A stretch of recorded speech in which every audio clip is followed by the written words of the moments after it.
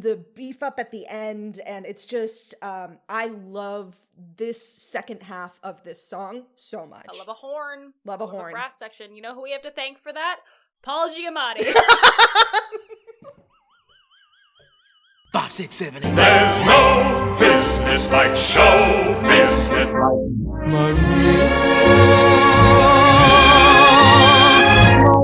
Mamma mia, here I go again. My Of the music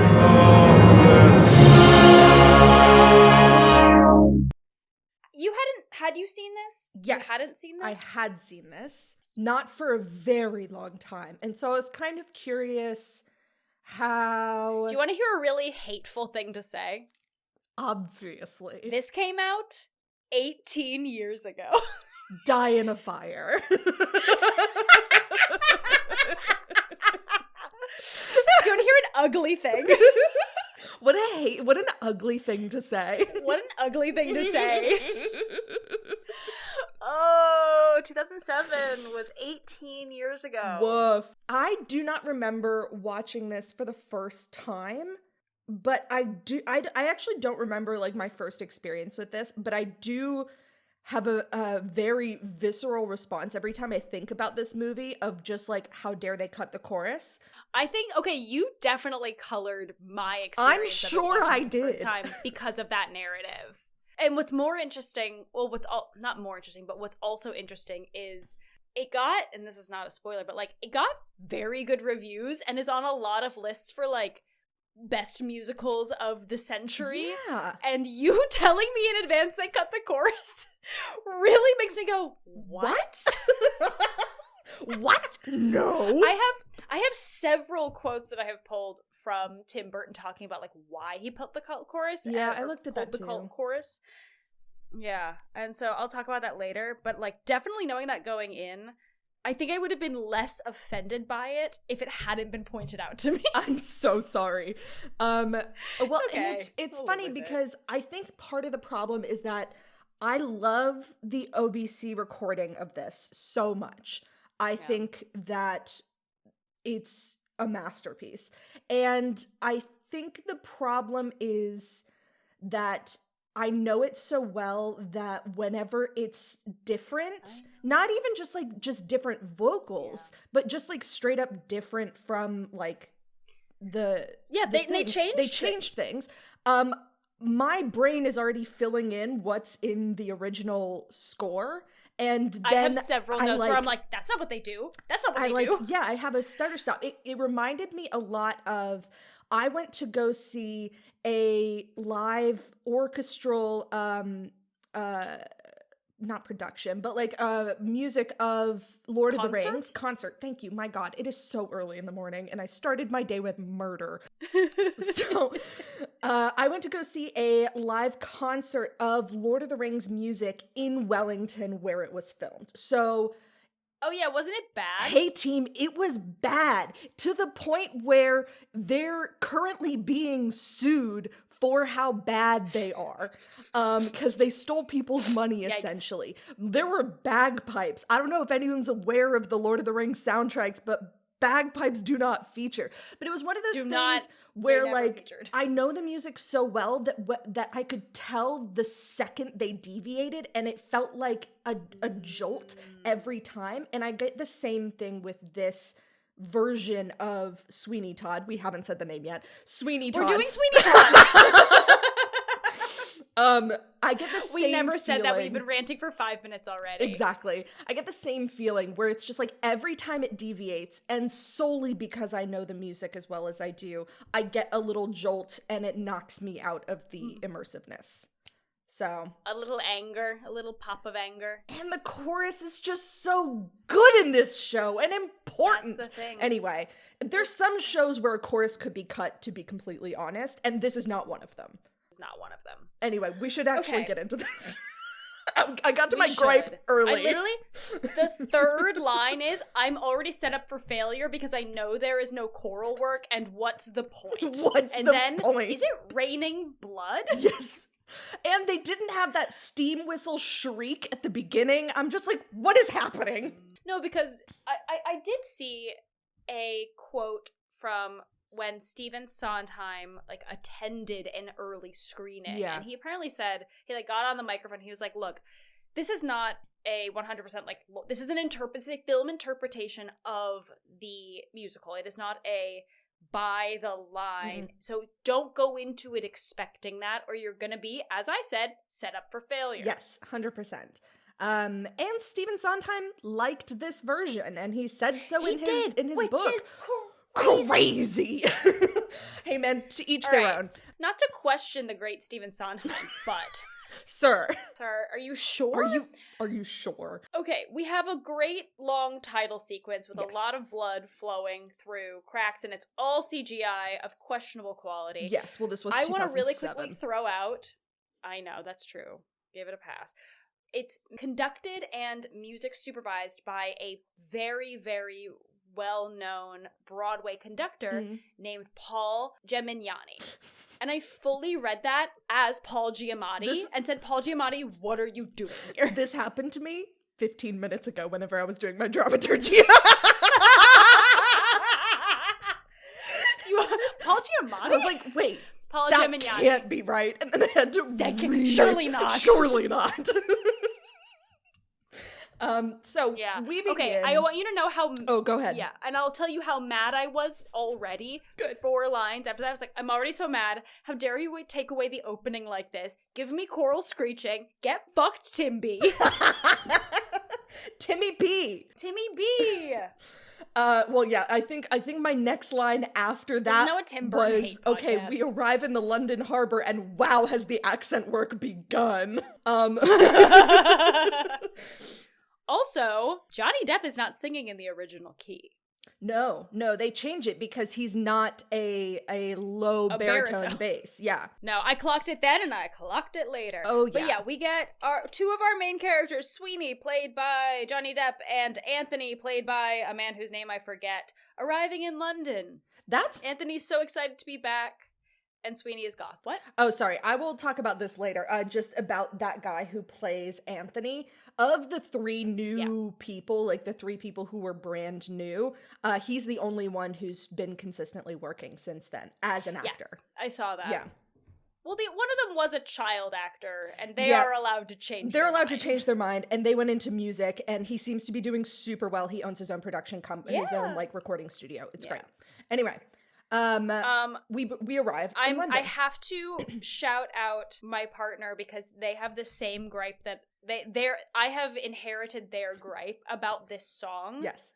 Which is, if you know the song, there's no place like London. Mm-hmm. They're like, I have seen the wonders of the world. I have traveled. I have been to Peru. I've seen all these amazing things, but there's no thing like London. It's the Industrial Revolution London times. You can't see the sun. There's no place like London? Get fucked. There is no place like it because it's hell, and there's only one of those. That's not true. Another one's in Coney Island. That's fair. Separate. That's a separate conversation. All right. So we arrive. I thought it was really yeah, sorry. I'm derailing us so early on. We have so many opinions about this that I don't know how we're going to get through the plot. We arrive in London. Yes. And we get backstory. A bunch of backstory. So we get a flashback during the song called Barber and His Wife, where Benjamin Barker, who was a barber, of course, was falsely convicted of something and then sent to Australia by a judge. Shout out Australia. By a judge, Judge Turpin, who was into his wife, Lucy. And so he coveted his wife. Yes, and so he made up some charges and got him sent to Australia. And I love how, 15 years ago, London was a brighter, more beautiful place. And then now, 15 years later, it is in grayscale. But I will say the Judge Turpin is Alan Rickman. And I love to see him. Every time he shows up, makes me happy. And the judge has a little sidekick named Beetle Bamford, Yeah. played by Timothy Spall. Yeah, Peter Pettigrew. Let's go. I knew Alan Rickman was in this. Yes. And obviously I knew Johnny Depp. I did not know Timothy Spall was in this. When he showed up, I went, is that Timothy Spall? There's a lot of people like that. I mean, Sacha Baron Cohen shows Anthony up and Heath. it's just like, oh! Yeah. Sweeney tells Anthony that if he wants to find him, he'll be over on Fleet Street, and he walks away into the darkness of London, and we cut to Mrs. Levitt's meat pie shop. No, I'm sorry. We Are we don't skipping? cut. We zoom through London like a vampire. You know, in Yep. some, I can't think of what movie specifically I'm thinking of, but like when you're doing vampire speed, and I'm saying that in quotation marks, dear listener, and they clearly fast forwarded through a bunch of footage. Uh-huh. That's how we get to Fleet Street. Yeah. And I was like, what's not unlike a vampire? But we approach the business under which his old apartment where he used to live with his wife and daughter is. And the shop underneath it is Mrs. Levitt's Meat Pies. And he opens the door to the shop. Mm-hmm. Did the shop exist when he lived I there? think so. So Yeah. I think that, just a little bit of backstory on Mrs. Levitt. She had a husband at one point. He's no longer alive. We only ever see a picture of him. But she knew him when he was, or at least knew of him or saw him around before he got She recognizes kicked him. out. Because she's had a crush on him for years, which is why she saves his razors, which we'll get to in a couple minutes. Which we'll get to later. Yeah. So anyway, he goes into the shop and a customer. And we get the amazing song. Yes. I forget Worst the name Pies of it. in London. And the Worst Pies in London. Duh. If you know the musical, you know the song. Mm-hmm. This was not my favorite song. She brought a lot more character acting, or just like a lot more personality to later songs. I found this very flat. I thought there's so much opportunity for physical acting, and I recognize like we're in a different medium on stage than on screen versus on stage, so it's pared back a lot. Yeah. But I just was getting nothing from her, and it pissed me off. Yes. Because I know Helena Bonham Carter is a better actor than this. Yes. And so, yeah, I also wrote that where I described it as a bit floaty, like it didn't feel grounded. And which is such an actory fucking thing to say. It's like, you're really floating through this song. You should ground it. It's like, what the fuck does that even mean? I literally wrote, she should take that acting into song. Yeah, class, scene into song into dance. Yeah. Yeah. So, for context, dear listener, I did not grow up listening to Sweeney Todd. I don't know. I'm sure Grace and I have listened to the OBC soundtrack before, but it was not, that soundtrack is not something I feel any particular loyalty to. Yeah. But I was very lucky to see I didn't see Annalee Ashford and Josh Groban, but I lived in New York and saw a lot of footage of the Annalee Ashford and Josh Groban revival at, what theater was that? Not important. Back in I think that was 2023. Yeah. And I did end up seeing Sutton Foster and Aaron Tveit in Sweeney Todd. Yes. And I have my own thoughts about that. Yes. But say what you want. Sutton Foster, great physical comedy. Yes. And I was coming in with that, being like, I've seen what it can be. And this is my notes for A Little Priest later. But I'm like, I know what can be brought to it. And even if it doesn't have to be 100%, give me 50%. Yeah, well, I mean, I am curious if that same energy had been brought, if you would have felt that it was too big for a movie. Because, I mean, you had a similar comment for, Catherine Zeta-Jones back in Rock of Ages, where it was just this feels too big. And so I'm wondering, how much of that would actually have felt good in a movie. I don't know. And honestly, that's a directorial choice. Yes, 100%. So, blame Tim Burton? Always. I don't know. Anyway, back about always. Timmy B. I've got beef with you. Yeah. Sweeney Timmy Todd B and Andrew Lloyd Webber. about Let's chat. just meet me in the back alley. I'll meet you in the Denny's parking lot, my guy. Okay, back on track. Sweeney inquires about the apartment upstairs. Yes. And this is what Mrs. Lovett, if she had any doubts before, she immediately clocks that he is Benjamin Barker, the previous tenant. Yes. And we get what happens, we get the backstory of what happens after Sweeney was sent away. Mm-hmm. His wife, once again, kind of refused the judge's advances, and then he tricks her into attending a masquerade party and, trigger warning, sexually assaults her at this party. In front of an entire crowd, happened. which is crazy. I fully forgot that happened, and I had to look it up and remember that that actually is in the original plot of the musical. It is. And then Mrs. Lovett tells him that in the aftermath of that event, his wife poisoned herself. She does not say she died. She just says She drank his wife poison. poisoned herself. She drank arsenic. And Sweeney assumes that means that she died. Mm-hmm. And then Mrs. Lovett tells him, and the judge has adopted your daughter as his own, and she is his ward. Yes, Joanna is the daughter's name.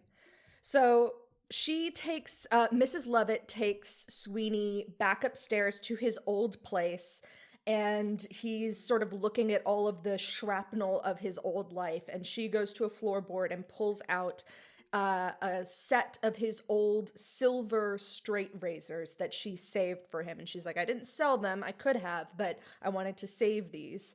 And She saved his chef's tools. you know, chef's AKA tools. his barber. Chef's tools. Yeah. Can I tell one of my fun facts now about Always. this? Yes. So they're silver razors. However, if they were genuine silver, they would have been so badly tarnished after I 15 also years. wrote that down, not from that, but just like, I was like 15 years with no polishing or use, not in that condition. However, what the fun fact is that, like, however, given that has had feelings for Todd, and it's not out of the question that she definitely, like, snuck up here and, like, would polish them occasionally. We could don't see that. That's hypothesis, but if she didn't, there's no way they would be No way. gleaming. I know, he like brand new. instantly pulls them out, and I was like, that's just not rusted? What are you doing? No rust? No dust? No rust? No tarnish? But we get the Anyway. song My Friends, which is him reuniting with his razors and truly only focusing on these razors. And in the background, Mrs. Lovett is trying to like slowly insert herself, like, I'm your friend too. Like, I'm thinking about you. I did this Yeah. for you. I've done all of this for you. Yeah. Of course. So she's obviously in love with him, but he's very focused on revenge at this point. Single mindset. Yes. Revenge. I think this is when we cut to Anthony walking the streets. Yeah, we cut to Anthony wandering London, looking lost, looking at a map. Looking for Hyde Unknowingly, Park. he sits... Yeah, my guy. He sits down on a bench across the street from Judge Turpin's house, Mhm. where he sees... where we cut to inside and we meet Joanna, Mhm. Sweeney Todd's, Benjamin Barker's daughter, and the Judge Turpin's ward. Mhm. She is embroidering, she has a bird in a cage, and she sings that classic soprano song, Green Yes. Finch and Linnet Bird. Anthony hears her singing through the window, and, like, instant heart eyes, to the point where he walks into the street, and I'm like, you're gonna get hit by a You're carriage. gonna get hit by a car. Yeah, I mean, You're gonna die. they're gonna invent cars just to hit you with them. Like, just to fucking run you over. Oh my god, I am so close to the microphone. I'm so sorry if I'm just so fine. fucking loud. So And then this he lovely moment is sees ruined her. by the beggar woman. It's also ruined by the judge arriving. Oh god, that's right. I didn't even write that down. Yeah, so in this moment, while this is happening, Joanna and Anthony like make eye contact, and she's like, "Cutie," and he's like, "Cutie," and at this moment, we see someone remove a painting from the wall, and there's a real creeper peephole in it, and so the judge is like looking through this peephole and sees her looking down at the street and then somehow assumes that there's a person there. I don't know. So we get back to the street. Anthony is sort of interrupted by this old beggar woman who's like, be careful of that house.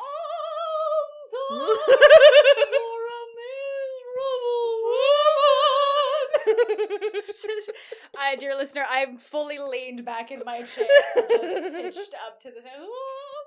I saw Ruthie Ann Mills play the beggar woman. She was fucking great. I love the beggar woman role. God, what a fun role.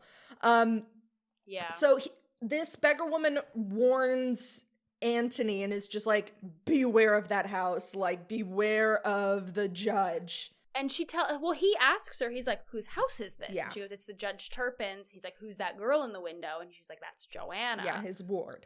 And then she scurries off. Yes. And just then, Alan Rickman appears at the doorway. Wait, no, we get a little bit of Anthony singing Joanna. Oh, right. God damn it. So much happens. It's okay. It's a musical thing. There's a lot of songs, but no, from when the beggar woman scuttles off, we get Anthony singing the classic song Joanna. Yes. Again, instant hard eyes. I feel you. I'll want steal to live you, which inside is your weird heart energy. forever. I'll steal you. Yeah.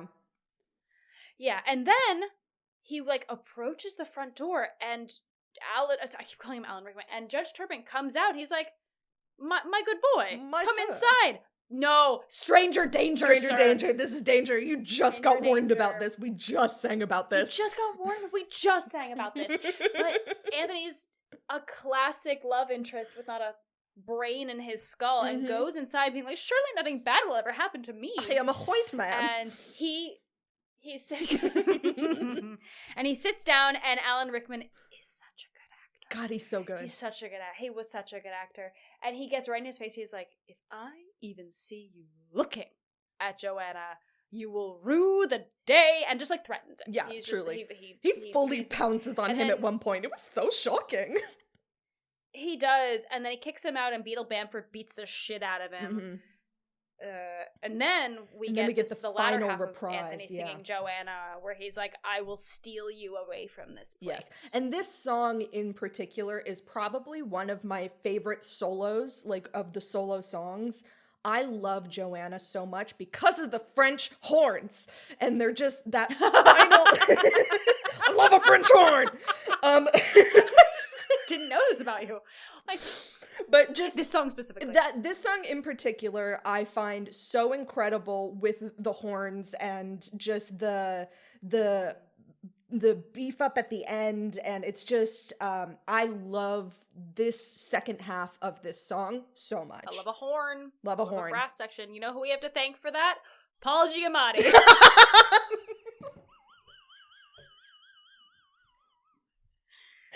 Woo boy. All right, anyway, back on our bullshit.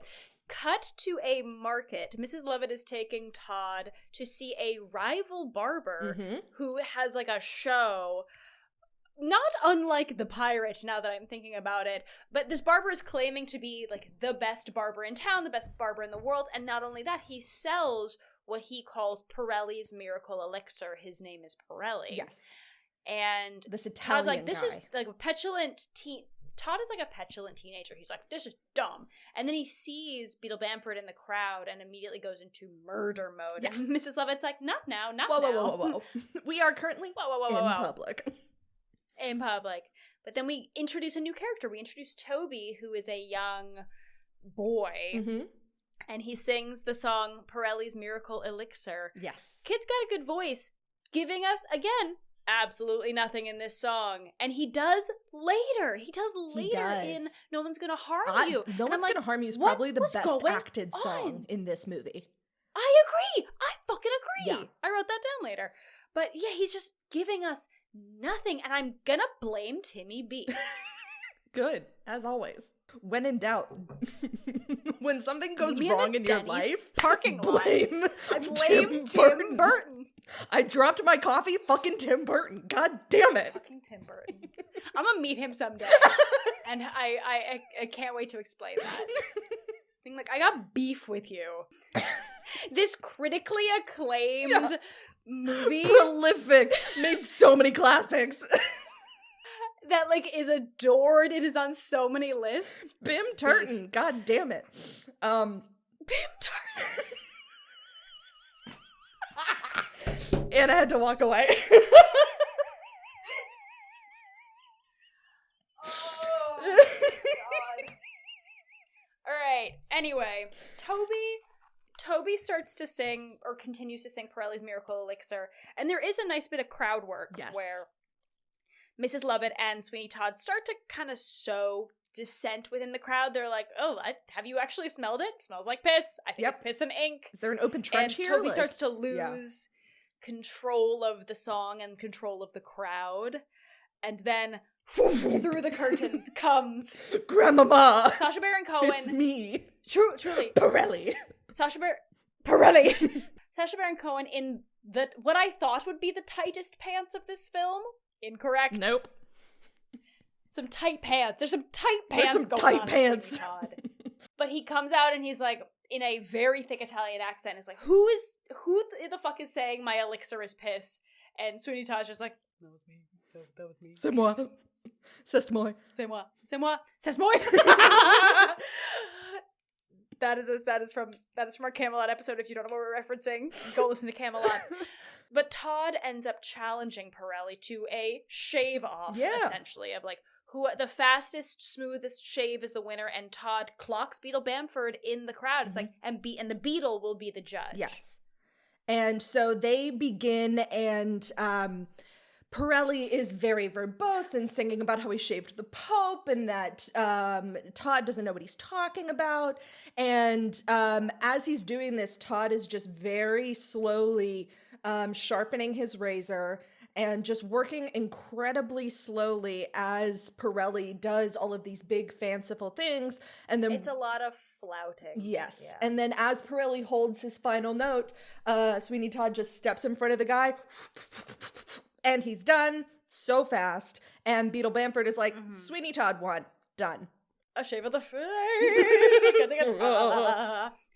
Yeah, Todd won because Pirelli was dicking around. Pretty much. So, oh my gosh, everybody, Pirelli is sad, Todd is pleased, and everyone's just like, A potential customer comes up and asks Todd if he has a shop, and Mrs. Lovett's like, yes, he has one on Fleet Street. You can find him there. Oh, Todd one goes up thing to we Beetle did not mention is that when, right before the contest begins, Sweeney Todd says that he is a barber as well and shows his razors, and Pirelli clocks the razors.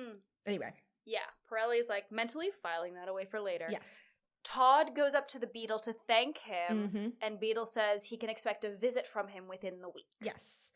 What I've learned from this movie is that everyone knows everyone in London. Apparently, it is not that big. That's why Fred Astaire could find what's-her-face.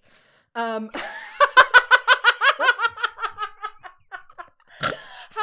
a fucking deep cut to the gay divorcee? That was the gay divorcee, right? Yeah. Where she just disappears into okay. London, and he's like, don't worry, I'll find her. Don't worry, I'll find her. How hard can it be to find someone I've seen once in London? Anyway, so cut back to Judge Turpin's house. Yes, we cut back to the judge spying on Joanna again through the little peephole, and he sees her throw a key out the window, and we see Anthony pick up the key. So that's happening. Yeah. Also, she's crying. She's sad. Yes. Cut back to Sweeney Todd's shop, and he's antsy, pacing, waiting for the Beetle to come. He's like, moping. before the week is out, and Mrs. Lovett is there, and she's like, relax, it is Tuesday. So she sings the song Wait. Yes. And Anthony interrupts and comes barging in. Anthony interrupts, bursts in, and he's like, I'm in love and I need your help. Yes. The girl I love, her father sucks. I want to, she's going to come with me. I'm going to hide her here and then we're going to escape by carriage tonight. Yes. So can I hide her for stash her here for 2 hours? Yeah. And then he reveals her name is Joanna. Her father, quote unquote, is Judge Turpin, and Sweeney's like, haha, the plots, the points are connected. Now, this scene does have one of my only giggles, which is whenever he's like, and I'm going to take her away, and we're going to be together forever. And Mrs. Lovett behind Anthony is just like, well, that's very romantic. And he just turns around and goes, yeah. And then it goes on.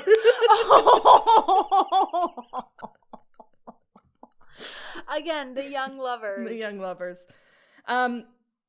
But as he leaves, just then, Pirelli arrives to see Sweeney. I do want to quickly say a very crazy thing Mrs. Lovett says is after Anthony leaves, she was like, to Sweeney Todd, she's like, if you've got a lot of angst going on, you could always just off Anthony.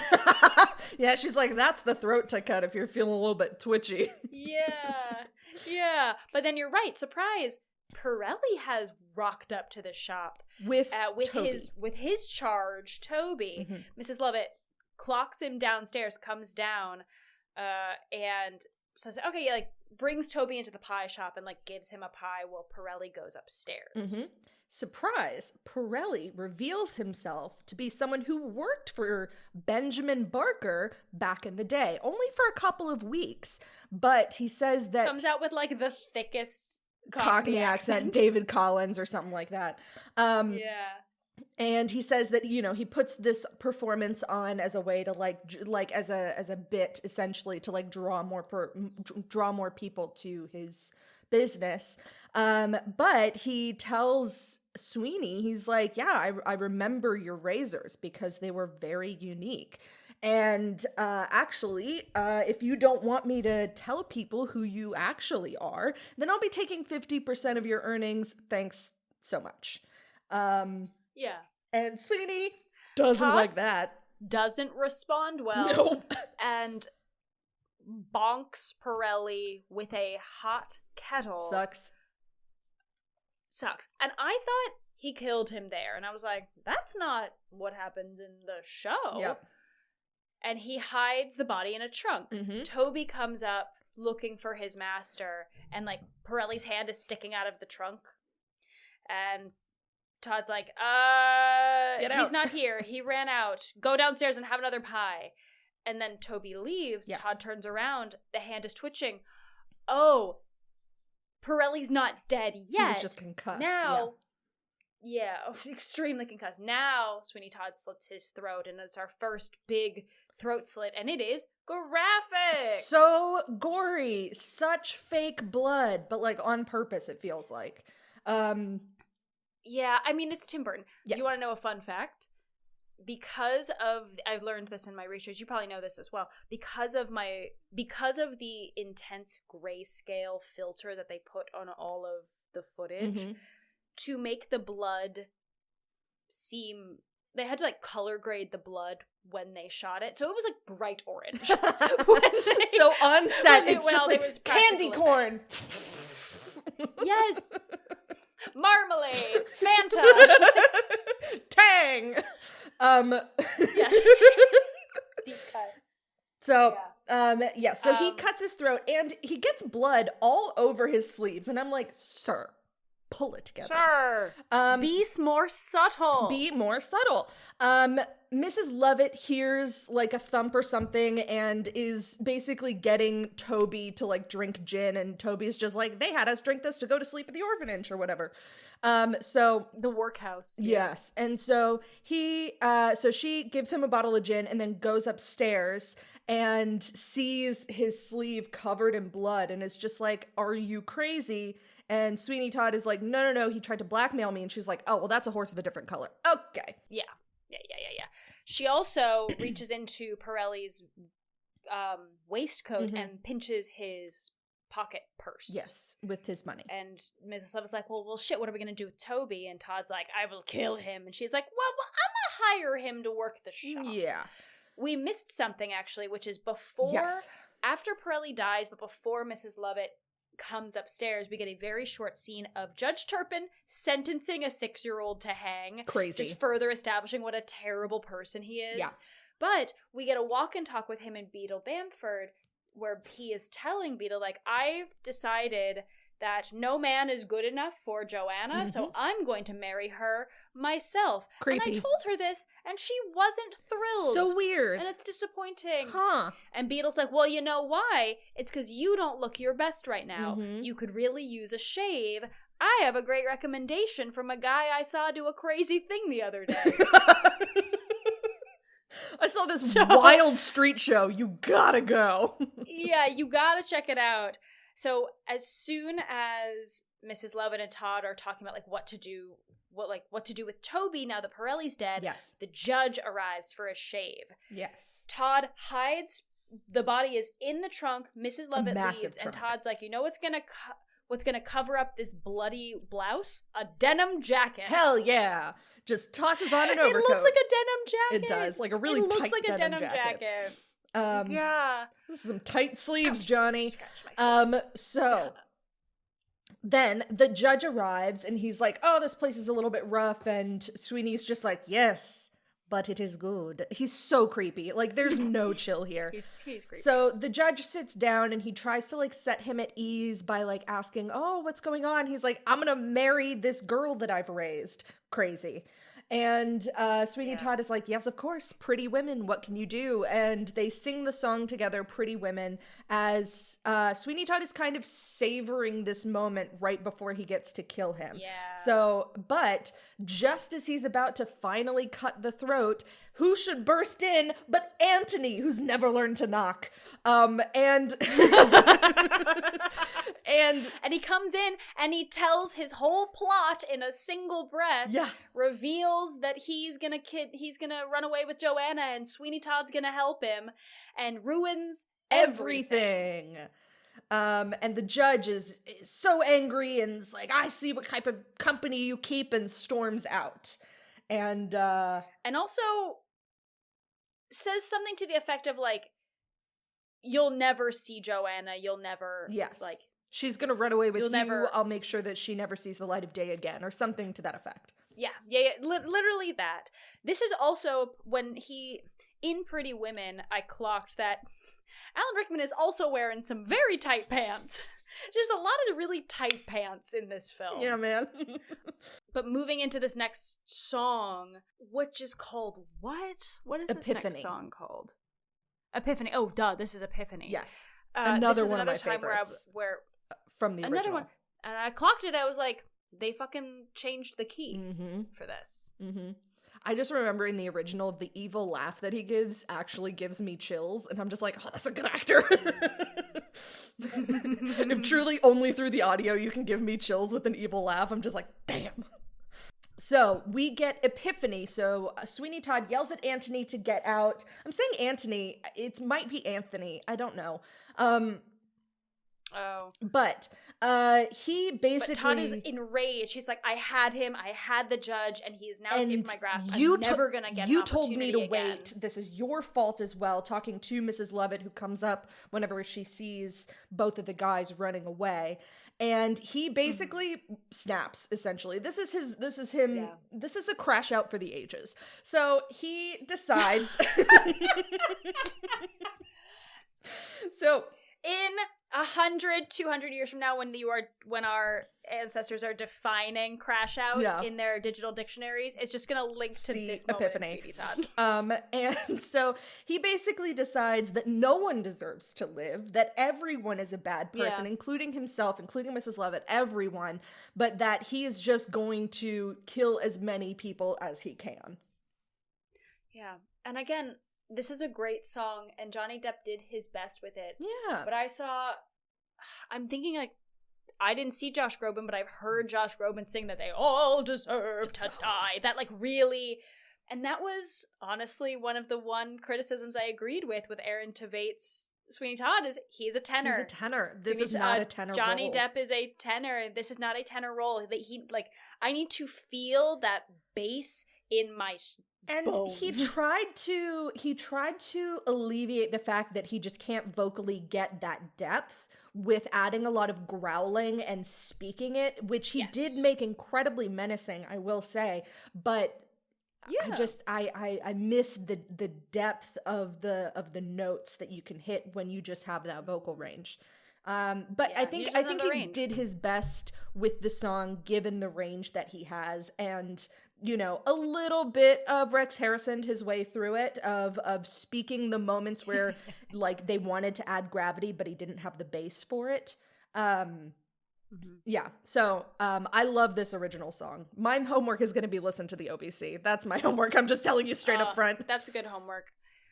What I did like about this scene is we have a bit of a fantasy sequence in it when Sweeney has like imagined himself. He's taken himself out of the shop and he's going around London pointing his razor at different people, being like, "Hey, you, sir," and this is in line with the lyrics, like, "Who, you, sir? No one's in the chair. Come on, Sweeney's waiting." And then it cuts back to him still, like, on his knees in his shop, having, like, we've cut from the daydream back to reality. And I love, Mrs. Lovett's like, so that's all great, but what about the dead body in the trunk? This was my other giggle. Those are my 2 giggles, and that's pretty much it, because there's really not many giggles after this. But those 2 moments of just like, that's romantic. Yeah. And then, okay, I understand your crash out, but we do got a dead body we gotta manage. We do it.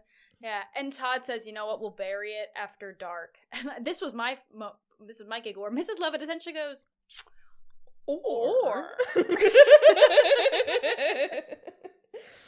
So also, I want to flag that Toby is downstairs, drunk, asleep on the table. Yes, 100%.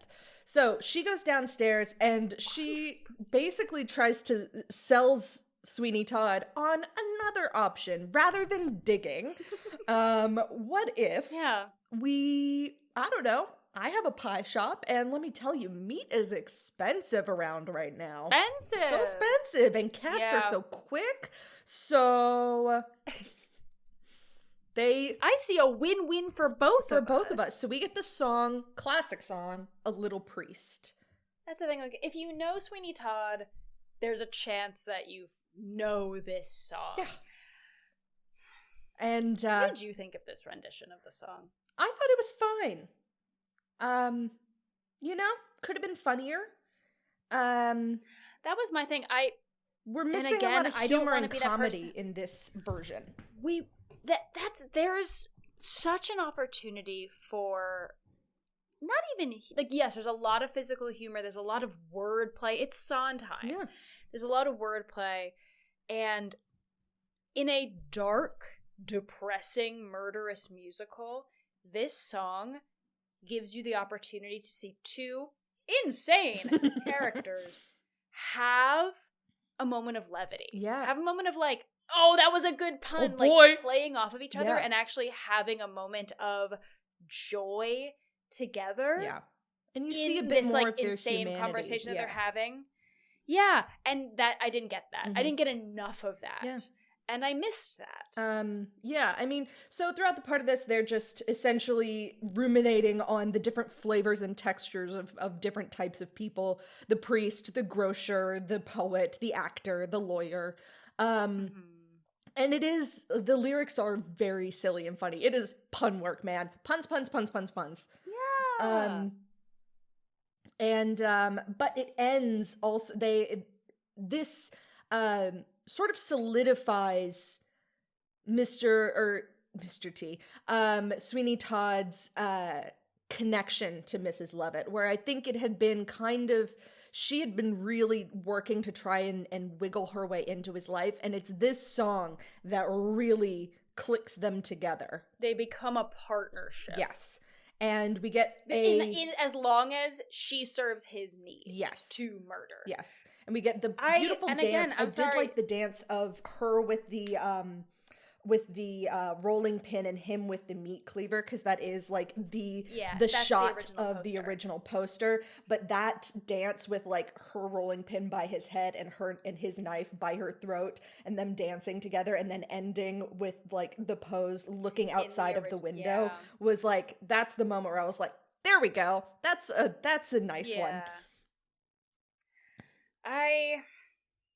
The notes and the melody were just a suggestion in this song. Hey man, but I don't need this song to be note perfect. This song is a joke song, so I don't need it to be perfect. I have other songs that I would have preferred that they be perfect, and they weren't. Yeah. I guess pick your battles. I had an issue with, I'm picking this battle because if a note was off or a melody was just a suggestion, have a choice behind it. Yes. And it felt like, not laziness, but a little bit of like, no one was saying, okay, but why? Right. Anyway, cut to Judge Turpin, who has found out Joanna was trying to elope with Anthony, telling her he's going to lock her in an insane asylum. Yeah.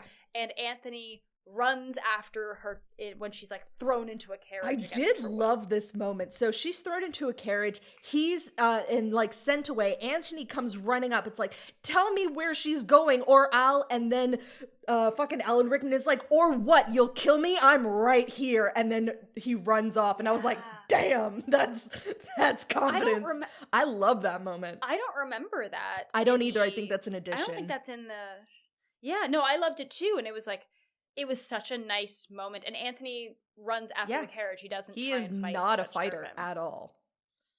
No, he is a lover. Yeah. We get... Also, this was a nice little thing that we get next is you don't...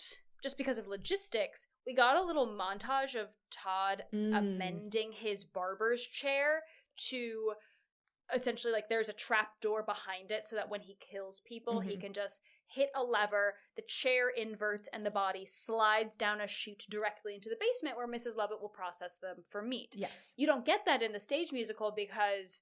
It's an act break. It's just not, it's not part, it's an act break. It is a different piece of machinery. Yeah. So that was cool. And then I was disappointed again. Yes. We get the Joanna Quartet, which is no longer a quartet, is in fact a duo. It's not a quartet! It's a duet. It's a trio. It's a trio and then because City on we Fire, get but the yeah. City on Fire.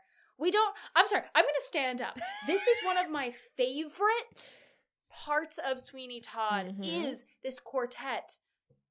And it actually made me question, I was like, does this song happen before Joanna goes to the asylum in the show? Hold on, I have it up here. Because her song, she sings like, I'll marry Anthony Sunday. So I don't remember if that's because she's delusional Well, they cut or she all of the Joanna and Anthony plotline, which made their whole relationship make no sense. No, they really cut her character So, down. I mean, they cut Kiss Me, and then... That's right! Yeah. Oh, and then a little priest, God That's Good. After God That's Good, it's the Joanna Quartet. Did we skip God That's Good? They swapped it. So this comes first later. and then That's God That's Good. Yes. Okay, so it is. So she hasn't been hauled off to an insane asylum. She has. No, she sings from the show. insane asylum. She does. Okay, that Yes. was my question. Yeah. Regardless, they cut it, and it made me sad because I love that, like that high soprano lilting under da da da da da da da da da da da. I really wrote, "Where the fuck is my quartet?" Yeah, missing. And this is also when I was like, wait, because you know why I know what I'm about to say next? It's because I looked up because I had the same question. I was like, wait, does the quartet happen at a different point? Oh my god, they cut God That's Good. I blame the Hays Code. I dropped my coffee. I blame the Hays Code. I blame the Hays Code. I blame Tim Burton and I blame the Hays Code. No, you know why? Because I said to my partner, I was like, wait, we're missing God That's Good when everybody's eating the meat pies. And they said, well, maybe it's because the studios were like, okay, we can have it bloody, but we can't like have cannibalism actively showing people no, cannibalism. It's in like 2 minutes. And then it's in like 2 minutes. They just swapped them around, which does happen in movie musicals. I mean, they did that in West Side Story. It happens. That's fine. But they did cut I'll Joanna from the Joanna Quartet. So, you know, what you gonna do? Yeah. They could have had not her a in. quartet, There was it's a no trio now. reason not to. Anyway, the beggar woman starts seeing smoke coming out of Mrs. Levitt's meat pie that's very dark and is like, hey, that smoke smells bad, and is like trying to get people's attention, essentially. But she's... I don't know if we ever really talked about her character. She's a beggar woman dressed in rags. Her face is pretty much obscured the entire time, and it is established that, like, nobody listens to what she says. No, but she's everyone also, treats her like like pest. in the show, she, like the musical, she has much more of like an aggressive like switch that happens where almost a dual personality of just like, hey, alms to like a hey, come here kind of vibe. And so it makes more sense that people wouldn't listen to her if they know that like this is a person that like can she's volatile, so she can flip on a dime. And but with this one, because they cut the whole like sexual aggression part of this character, then it kind of is just like, oh, she's just this poor beggar woman that no one listens to, even though she doesn't appear as crazy as she does in the stage show. Yeah, she's in a lot in the stage show. Yeah. But anyway, she tries to get people to pay attention that, like, there's weird smoke coming out. She tries to go into the pie shop, and Mrs. Lovett throws her out. Yes. And then we see Mrs. Lovett and Sweeney on a picnic in the park. And Mrs. Lovett is imagining what, like, a nice life they could have together. And he's just thinking about murdering the judge. Oh. Basically, that's what the song is. Yeah, the song is God That's Good, which is basically business is booming. And Sweeney Todd kills everyone that comes into his shop, which is crazy. Or at least... No, he doesn't kill that... The one guy whose wife comes with him. And kid, yeah. Because it would have been too much. But yeah, no, he's on a... You gotta draw the line somewhere. He's on a rampage. Yes. Business is booming. Yes. And so that's what it is. Like, he's upstairs... killing people. Mrs. Lovett is downstairs. They've expanded to an outdoor patio. Love that, with some Chinese lanterns hanging, which was crazy. Some Chinese lanterns. But anyway, after that, Mrs. Lovett and Sweeney go on a picnic. She's imagining what a nice life they could have together. And he's just thinking about how he's going to murder the judge. But she wants to go to the sea, so we get a dream sequence on a green screen. Yep.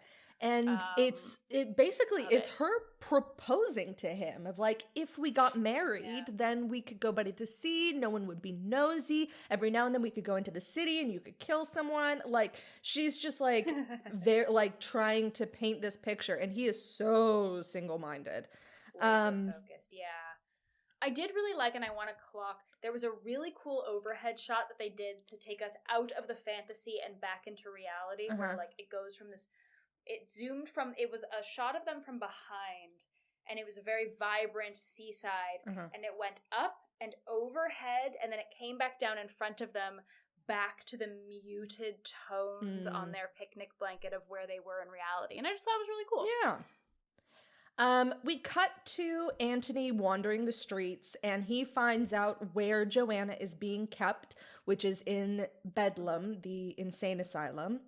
And he runs to Sweeney Todd, his best friend in the whole world, and tells him... Wait, no, she's not at Bedlam. She's at Fogg's.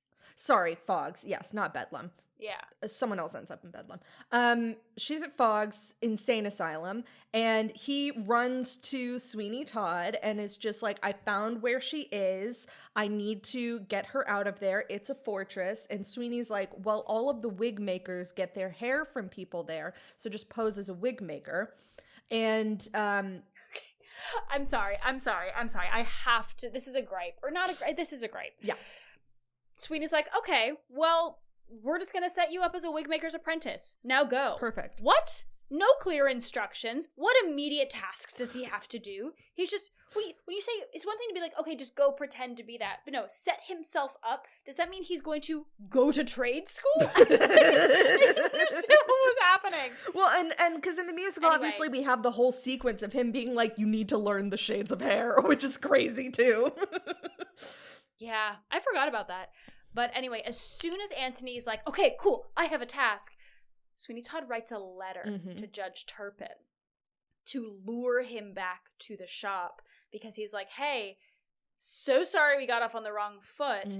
I know your ward is going to be back here very, very soon. And he asks Toby to deliver it to Judge Turpin. Yes. Like, give it to his hands. Do not dawdle, do not go anywhere else. Do not come back until you have hand-delivered it to the judge. Yes. And Toby's been, like, seeing a lot of things and posing a lot of questions in his mind. As he says, he's not as smart, but he's not dumb. And so he runs off and at that point, I think he returns quite a bit later, like dark, after closing time later. And Mrs. Lovett is laying down on a sofa and is like, where were you? I had to run dinner service all by myself. I'm quite tired now. And he's like, oh, I had to give this letter and it just took a while. And hey, I just want to let you know that, like, He swung by the workhouse on his way Right. home, and he's like, hey, Thank you. I swung by the workhouse. I just want to say I am so grateful you are in my life. You have saved me from having to go back there after Pirelli bounced. And also, I have suspicions about Mr. Todd, but I will, I don't trust him, but I will protect you. Yes. And we get the song "Nothing's Gonna Harm You," Best which acted again song. I think was one of the best acted song in this show from this like 10-year-old. Yeah. And honestly, in this song, Helena Bonham Carter, later on, whenever it switches, does a great job. She does a great job and is very emotional in a very restrained and quiet way. And it's just, yeah, I thought that both of them did great in this. Yeah.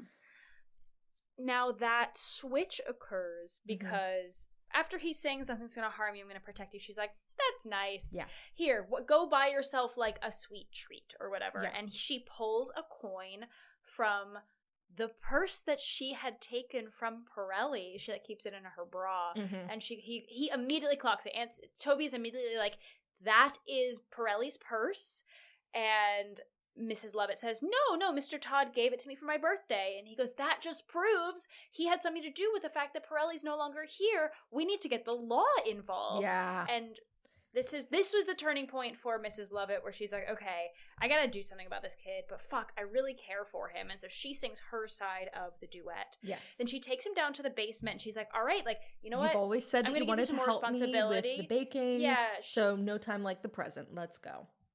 Yeah, and she teaches him how to use the oven and how to use the grinder, and then she locks him in there, essentially. Yeah. Well, and I think this is also like her final test of just like, hey, if he can manage being in here and if he can join the team, then we're fine. But if he can't manage this and join the team, then I gotta get Mr. Todd involved. Yeah.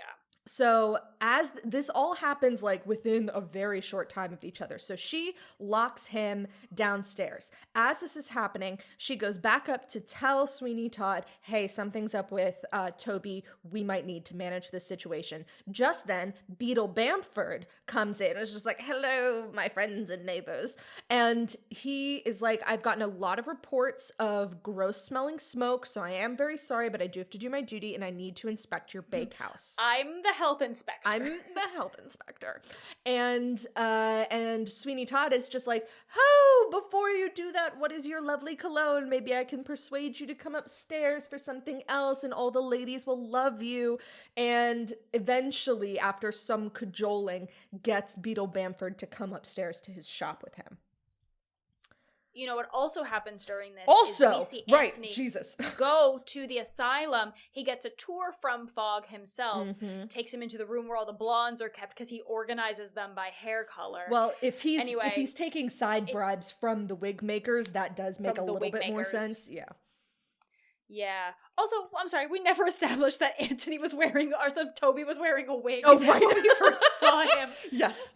When he was working for Pirelli, he had to wear this heinous wig. Anyway, Anthony pulls a gun on Fogg, having found Joanna in the blonde women room. And instead, they really toned Joanna's character down. Essentially, he's like, the women will deal with you, and the girls all tear into Fogg. Whereas in the musical, rip him to Joanna pieces. takes the gun from Antony and shoots Fogg, and I'm just like, and hell shoots yeah. him. Yeah.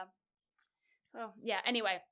So that happens. So we cut back to the shop knowing that this has just happened and Anthony and Joanna are on their way back to the shop. Yes. Beetle goes upstairs to get a shave, quote unquote, cut down back to the basement, and a dead Beetle Bamford falls through the chute as Toby starts to realize, like, he he's finds taken a a bite of in a the pie, meat. and it's just like, you gotta grind the meat better than that, Mrs. Lovett. Come on. Yeah, he finds a finger. He starts to see more human body parts. Yeah. And the final light bulb moment is a dead Beetle Bamford falling through the chute. And Toby is like, get fucked. Yeah, and it's just like, let me out, realizes he's locked in. Yeah. And so he's like trying to get out as Mrs. Lovett and Sweeney Todd come down the stairs to look for him. And he goes to hide they can't find him. Yeah. He has escaped into the sewers. Yes, because there's a moment where Toby's like, oh my God, it smells in here. And Mrs. Lovett is like, oh, well, there's this hatch down to the sewers and sometimes smells come up from there, but it's fine because this is there's no place like London. As this is happening, Anthony bursts in again, has never learned to knock. And but no one's there because they're down in the sewers. He bursts in upstairs. Anthony goes upstairs. And he tells Joanna, like, just wait here. I'm going to go get a carriage. You're safe now. And she's like, I'm never going to be safe again. And he's like, don't worry. There's no such thing as PTSD. You'll be fine once we get out of the country. And she's like, the ghosts will never leave me. It's very ominous. And so he leaves and she's just up there dressed as a boy so that no one will know who she is. Meanwhile, then the beggar woman comes upstairs looking for Beetle Bamford. Because she saw Beetle go upstairs with Sweeney Todd. And Joanna hears her coming and hides in that big crate that Pirelli was hidden in. In the bloody trunk that Pirelli was originally hidden in. So the beggar woman comes upstairs looking for Beetle. Beetle's not there. Todd returns from the sewers and is like, who the fuck are you and why are you in my shop? Not knowing that Joanna is in the trunk. Yes. And the beggar woman babbles at him and then ultimately says like, wait, like has a moment of clarity of like, do I know you? Yeah. And but then the judge is arriving, and so Sweeney, who probably wouldn't have killed her otherwise but just like ushered her out of the shop, is just like, I don't have time for this, the judge is here, and slits her throat and chucks her down the chute. Turpin comes upstairs being like, where is Joanna? You told me she'd be here. And Todd's like, okay, she's not here right now. She's actually downstairs with Mrs. Lovett. Go down there. Well, no, he's like, don't go down there. Before you go down there, let me freshen you up. She's repented and seen the error of her ways. She's now wants to marry you. But like, let's make sure you look good and smell good before you go. Yes. And so the judge gets into the shaving chair. And Todd's like, I'm not missing this opportunity again. So goes right into his monologue of like, I am not who you think I am. You sent me away, but you haven't seen the last of me, you motherfucker. Benjamin Barker! Benjamin Barker! And then he slits the judge's throat and sends him down the chute into the bakehouse. And he stabs him in the throat. Yeah. It is not the like clean. It is just a stab, and he gets so bloody. Yes. And then Joanna peeks out of the chest. My guy. Hey man, stop breathing at that point. Hold your breath. Just like no. But so Todd sees her and is like, all right, do you want to shave, young man? Because she's dressed as a boy and he doesn't recognize her. Yeah. But at that point, Mrs. Lovett downstairs screams. And so he like weirdly like holds her and is like, forget my face, and then runs downstairs.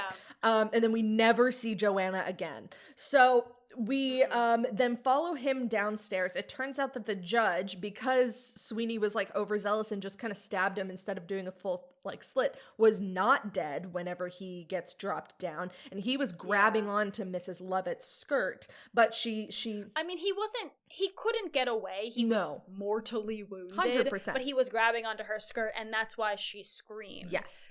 But during this, she also sees the other two bodies of Beetle and then this old beggar woman, and recognizes the old beggar woman and is just like, oh shit, and starts trying to pull her towards the big furnace fire where all of the pies are. Yeah. And so Todd comes down and she's like, I screamed because of this, but it's fine. Here, help me. She like tries to she's like, I got it, and he's like, no, go, I'll handle this because I'm the big strong man, and you go open the oven doors. And in the light of the oven doors, he sees the face of the beggar woman, and because she's also lost her hat. Yes, she lost her hat in the fall, so he can see her hair is blonde, and surprise, surprise, it is his wife, Lucy, who apparently, as we discover in this like next little bit of a song, never actually died after she drank the poison. It just affected her mind. She like stayed in bed, should have gone to a hospital. This is who ends up in Bedlam. She ends up in Bedlam and is tossed back out on the street and becomes this this crazy beggar woman whose mind was affected by this failed suicide attempt, essentially. And Todd also recognizes that Mrs. Lovett lied to him. She's like, no, I never said she was dead. I just said she took poison. Yeah, and she did. But he's like, you kept her. You could have told me she was alive. You intentionally kept this information from me. And he grabs her. He like waltzes her around to try to get her comfortable again. And then it's just like, you're right. We shouldn't look at the past. And I'm like, your whole deal is looking at the past. Mrs. Lovett, you have on some hopeful glasses right now. Because he's like, you're right. I think it's because he's now, yes, but he's also achieved his goal of killing the judge. So now it's a new chapter for him. So I think that's where her mind is at. Because he's like, you're right. You always know what's best. And she's like, I only did this because I love you. And I could be twice the wife she was. And he basically waltzes her and throws her into the fiery furnace and then shuts the door on her. Yeah, locks her in, burns her to death. Yeah. And then goes and kneels in front of his deceased wife. Mm-hmm. We see Toby emerging from the sewers. Mm-hmm. Then he picks up Todd's dropped razor, comes up from behind him, and slits his throat, killing him as he bleeds out over his deceased wife. And Toby runs away. And we fade to black. And that's how the movie ends. Yeah, you know why? Because they cut the chorus. And so there's no way to wrap things up because you cut the function that you can use to wrap things up when your entire cast dies. It's like, what if you got rid of, like in Romeo and Juliet, you got rid of the guy who says the opening monologue and the closing monologue, and instead you just end with everyone dead. And everyone's just like, I don't know, this isn't satisfying because there's no wrap up. I need something here. Jesus. You cut the character. They decided to focus on they like removed the chorus to put more focus on the main characters. And in doing so, like, it was just a slow fade to black. And to cut time, which, like, they cut a 3-hour musical down to 2 hours. That's the thing. It's a 3-hour musical down to 2 hours. That struggle, but God, like, you could have put easily the opening song, add the chorus to God That's Good, because there were a bunch of people there, so there was no reason not to have them, and then have a final chorus of people discovering things. Like, you just need 3. Here's the thing. They also, like, what happens at the end of I think the differences between the stage musical and the movie really bother me for how it ends, because Toby does not escape. No. In the stage musical. Toby, having kind of lost his mind after killing Todd, goes crazy and, like, starts, like, picking up the meat grinder and starting to, like, grind it by hand. Joanna and Anthony arrive with police, having tried to, like, stop all these murders from happening, and arrive too late. But, like, we get their resolution, we see what happens to Toby, and then we get the chorus ending our show. But like, in this version, we never know what happens to Anthony, Joanna, or Toby. Well, because they don't matter, because they cut all of their songs and all of their plot and all of their progression. Yeah. It is an ensemble show. Yes. It was not an ensemble film. No. And I think it suffered for it. But again, people like this movie, and I think I would have a different opinion if I didn't like the stage show. You know, like if I didn't know the stage show, I would have a different opinion. Okay. I think we've talked enough about how we feel about this movie. We really just peppered in this sort of segment throughout the whole thing. Yeah. So we can just jump ahead to some dramaturgy report. Dramaturgy report. This was our first Tim Burton musical. We will do Charlie and the Chocolate Factory ultimately, I guess. This was directed by Timothy Walter Burton. He directed the film, and he also worked on the script with the writer. He's an American filmmaker and artist. He's known for popularizing goth culture in American film. He's got a lot of accolades, including an Emmy, 2 Oscar noms, a Golden Globe, 3 BAFTAs. I did not realize his directorial film debut was with Pee-wee's Big Adventure, which is hilarious to me. Crazy. But he gained prominence with Beetlejuice and Edward Scissorhands. I had forgotten that he directed the 1989 Batman and the 1992 Batman Returns. That was the one with George Clooney, Clooney, I'm pretty sure, wasn't it? Or was that the Michael Keaton? 90. I can't remember. That's the Michael Keaton one. Yeah. That's the Michael Keaton, Danny DeVito, Michelle Pfeiffer one. Oh! We also know him. He directed Big Fish, which I had forgotten. I actually didn't mind that movie, now that I'm thinking about it. I've never seen it. I just didn't know he directed. But we also know him from, like, Corpse Bride, Frankenweenie, Alice in Wonderland, Charlie and the Chocolate Factory, Big Eyes, the Wednesday Netflix series. Mm-hmm.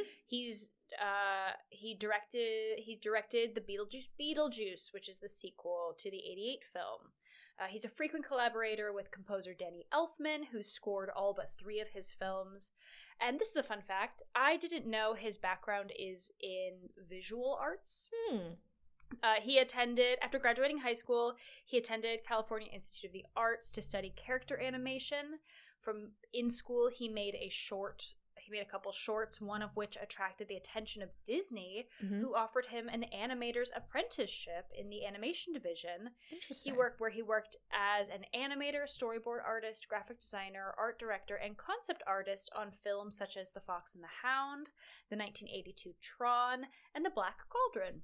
That's so interesting. I can see, like, a visual artist as a director with, like, his style is so visual and that sets the tone, as opposed to, like, some directors are will focus more on color quality, where I feel like that's like a Wes Anderson thing, where it's about the color, and, like, this feels so much more about, like, the visuals. I know that they're, like, hand in hand, but, like, I don't know, they just there are certain directors where it's just like, oh, you feel more of a visual artist type person, and, like, the two that I think of are, like, Tim Burton and Wes Anderson, where it's just like, oh, you guys have a different thing a different filter that you're viewing this movie through.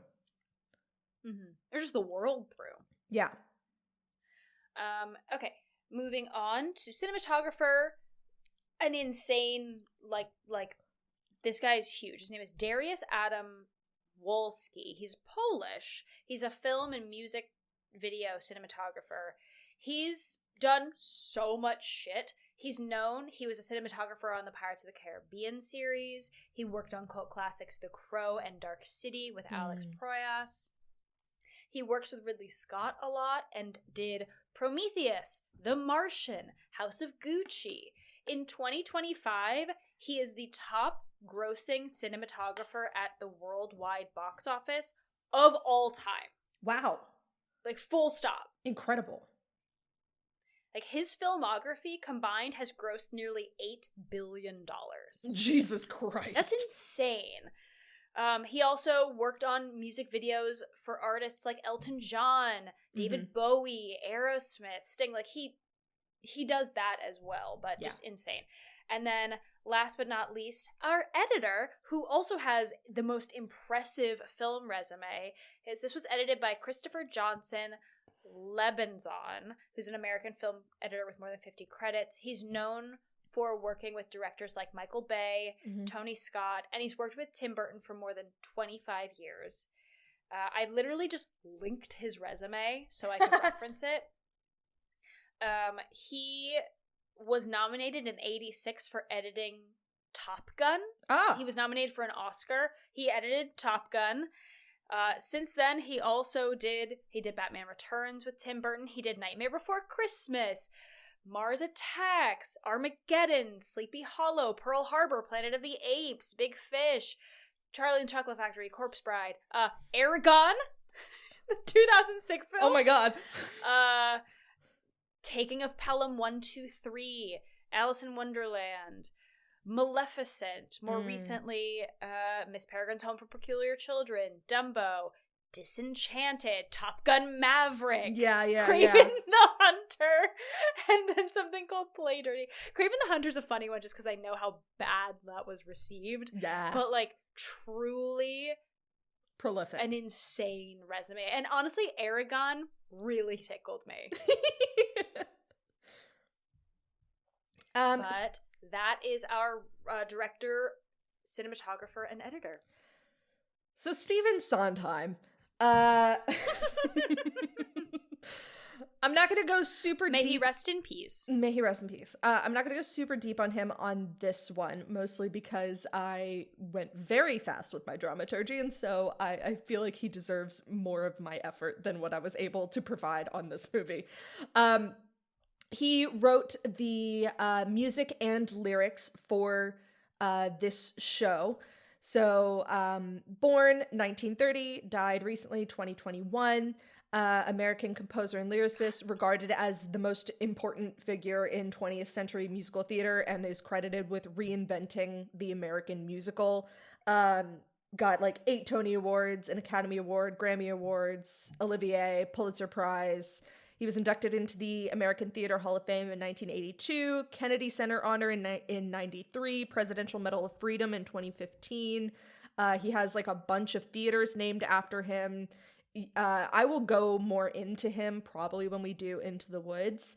But yes, just wanted to put his name on this show. Now, the stage musical was based, so the concept of Sweeney Todd, like the demon barber, the barber that killed people, was very old, like from the 1870s or something, when penny dreadfuls were all the rage, of like these dark gothic stories of like, this is when obviously like vampires and Dracula and werewolves and like the gory stories got really popular. So this was one of those.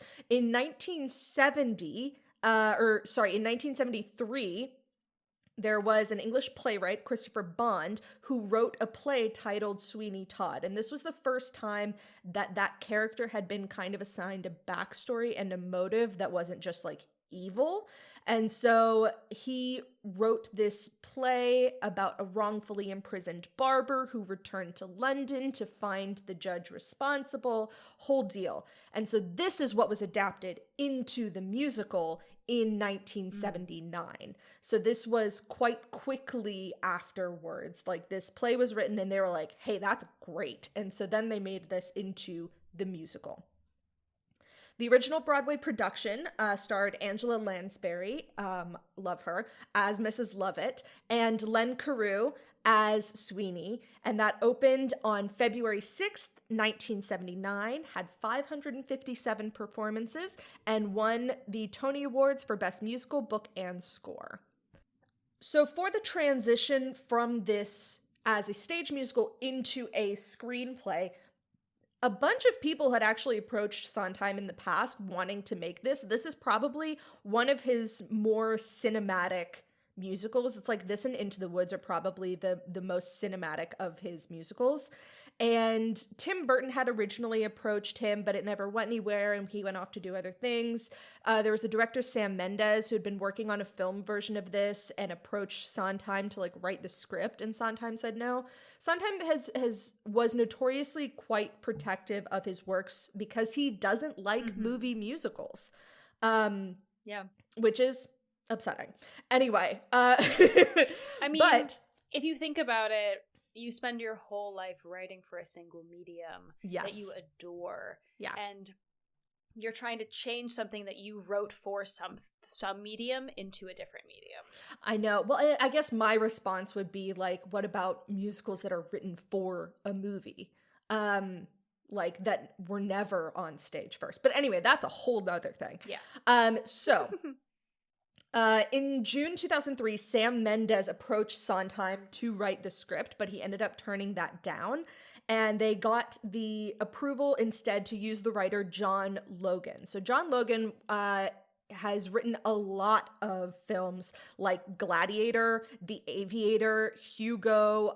He did Skyfall and Spectre. He's been nominated for 3 Academy Awards and has won a Tony and a Golden Globe. He is a playwright of his own right. So he's quite an accomplished writer.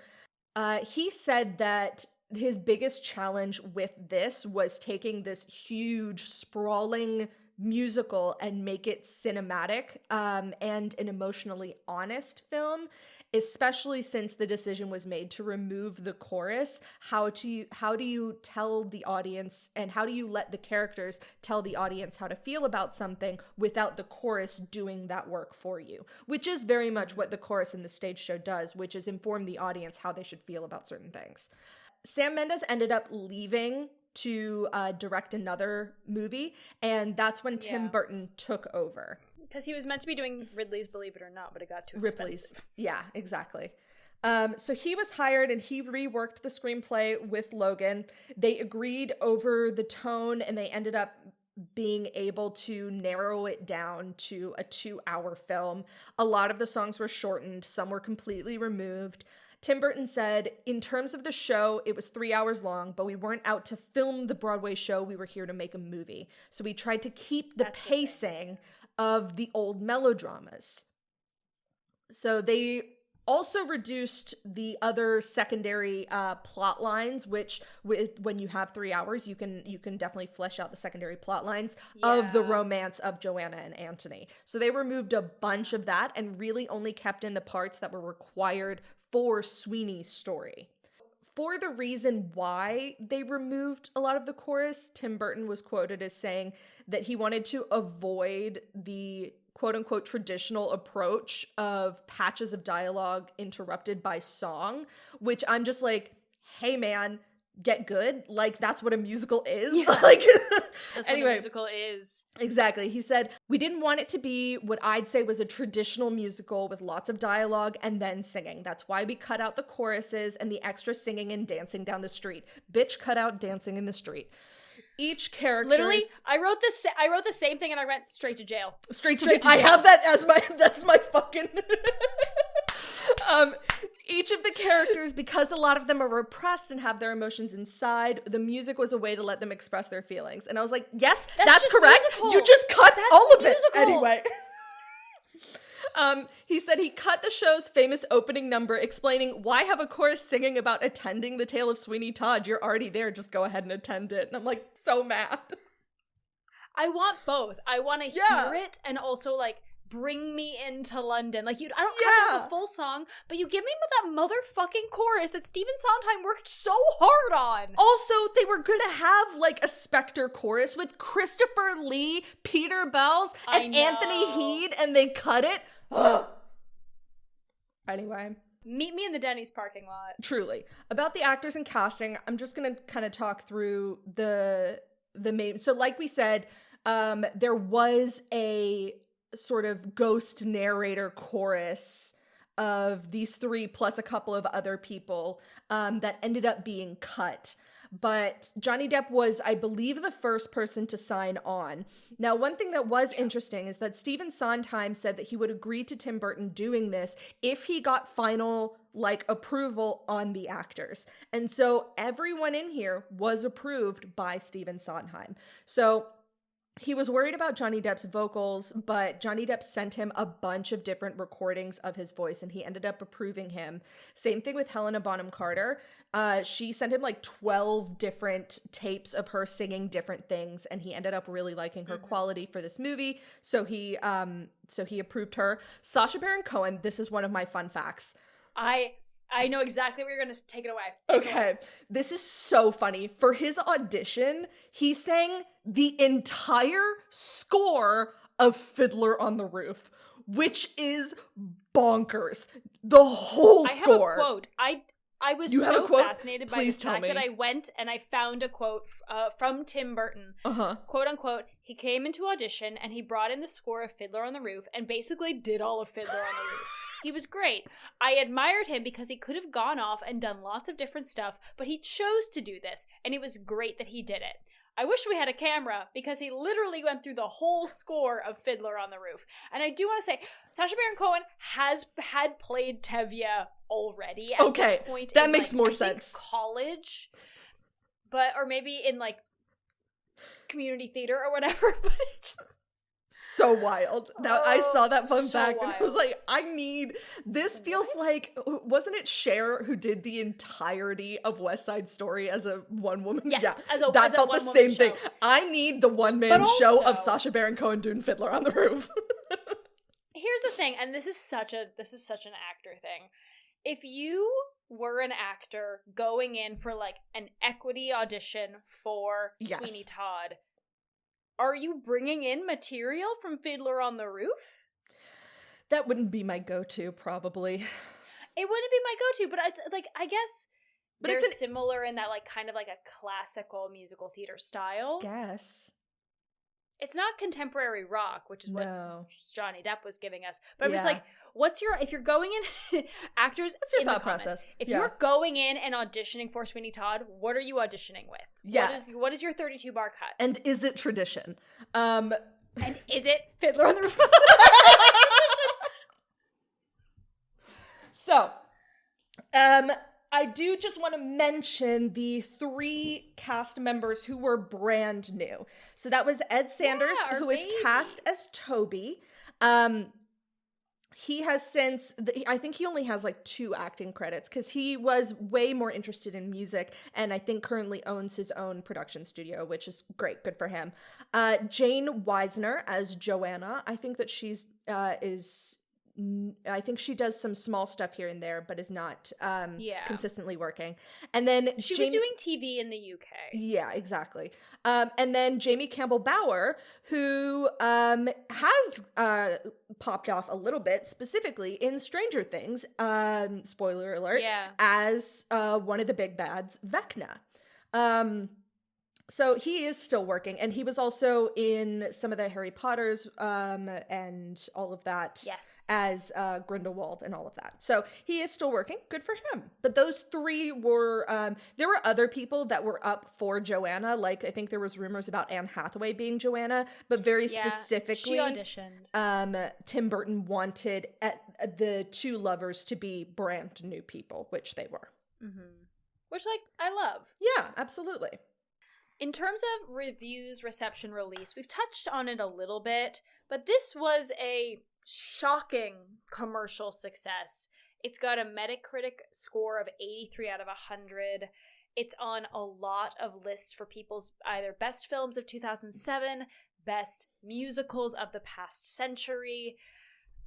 And honestly, that boggles my mind. I said this at the very beginning, and my viewing of this was colored by your feedback. But I'm also thinking, I'm like, we are in a little bit of a second renaissance of movie musicals now in the 100%. 2010s, 2020s, and in 2007. Were we saying this was amazing because we hadn't had a good movie musical in a minute? We That's my had, question. though, because Chicago was the kicker. Chicago kicked off this age, which was 2001. Yeah. Chicago Listen, they can't all won be the winners. Oscar for best Yeah. movie, which is crazy. You know how often a musical wins for best movie at an Oscar? But that was a good movie. Yeah, it was is a the thing. fucking great movie. I love Chicago. But I just want to say that was the beginning of our graph in terms of modern movie musicals. Chicago was that starter. Now, it didn't ramp up, I would say, until the 2010s. I would say that the ramp up then was like Hairspray was like the next like push in terms of like large, big budget movie musicals. I think that this wanted to be a part of it, but I think it fell short, personally. But I've made my stance on this clear, and it's truly because I deeply love the choral work of this show. Yeah. I think in a retrospective of the past 25, 26 years, of like what are the best movie musicals of this quarter of our century? Yeah. This is not going to rank high. I think this would have ranked higher in 2007 than it does currently now. I agree simply with because that. of the other films that have come out. Because, Into the Woods came out, and that was, I thought, an incredible way of narrowing down a Sondheim work, which is so hard to do. Fucking tweet. I'm not gonna touch it. It won some awards. It was well received. Yeah. All right, singing and dancing. So there was no dancing. There was no dancing. Tim Burton. First of all, there's no dancing in the street in Sweeney Todd to begin with. No. But Tim Burton's especially said, "Fuck dancing in the street." He said that, and you can quote me. He said that. No, we had like a little bit of dancing. There's like some mini waltzing like twice, and that's about it. But it wasn't actual dancing, I would call it. Now, in terms of the singing, they apparently did live singing on set. Did they? That's what I read. I was trying to find that, and I got conflicting information. Yeah, I mean, maybe that's wrong, but you know, I felt like a lot because, and this is also a little bit of a difficulty for moving into a different medium and changing the key for a different singer. The singing felt ungrounded to me. It lacked the bass and the grittiness of the location is often matched by the grittiness of the groundedness of the singing.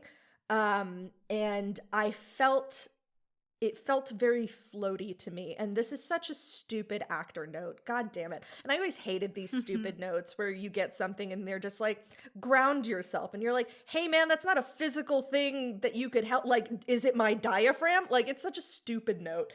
But yeah, it felt like, especially we were talking about Worst Pies in London, that felt like she hadn't found the character yet. I don't know. It was weird. No, I agree. I think that's a really good way of putting it because of how, and this is such a fucking actor note. I know, we're both just like dropped in. How dropped in she was for No One's Gonna Harm You Yeah. and for later stuff. I don't know. Maybe they filmed it really early. Maybe that would have been better. She had a lot of stuff physically going on, and I read about how she like really practiced it. But if they had pre-recorded that track, maybe she would have felt more confident in it. I don't know. Yeah, I don't know. The vocals were fine. Meh is what I wrote. Big meh. Johnny Depp was fine. He doesn't have a bad voice, but he's not a baritone. Like more rock. He's not a baritone, and two, he has a more rock sound than a traditional Sweeney Todd otherwise would have. But he did fine. He hit the notes. I and thought what he that couldn't Toby hit, he made was a up great for singer. with menacing. Yes. I think Toby, that was my moment of joy. Honestly, Toby had a great voice. I thought that our lovers, Anthony and Joanna, did what they were set to do with the script that they had. Yeah. Which their parts were they did their best fully nerfed. But yeah, they were both nerfed. Yeah, and so I again, one of my favorite like moments is that second half of Joanna whenever the horns really kick in, and it's a moment of character goal setting. Yeah. And so that was really lovely. I thought that they both had a lovely voice. I didn't mind Joanna's flitteriness because that's the whole point of her song is that it is very floaty and bird-like. And I thought that, Anthony did an absolutely fine job with that song. It was just a lot of like, that was a B-, That touched a little bit on gripes and giggles. Oh, my gripe is no chorus, straight to jail. That's it. Gotcha. Yeah. Done. My gripe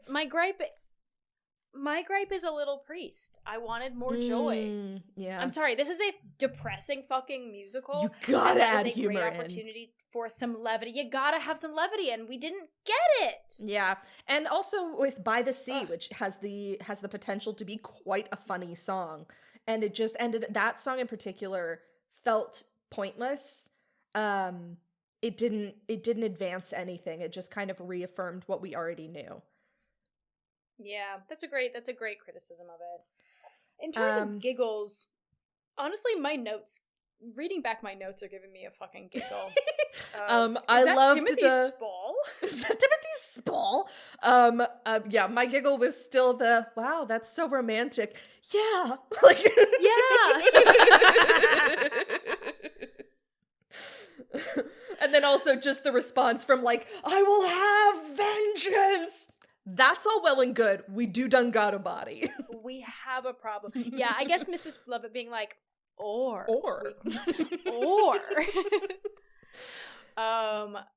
My moment of joy Okay. is gonna be Nothing's Gonna Harm You. I thought that was the best acted Yeah, part. I saw changes of character through the song. Like choices were made. It was well I really loved that song. I agree. That was honestly Toby's voice, that song. Yes. That just character development. It showed really good character development. Yes. In what is what a good example of a song that transitions well into a film medium, where it's a subtler song, it's intimate, and you can really it's just a like scene into a song, and then another scene into another part of the song, and if we're talking so it is possible, Tim Burton. Denny's parking lot. Do you have 5 o'clock? Do you have any more fun facts? I have one. I have 2. Okay.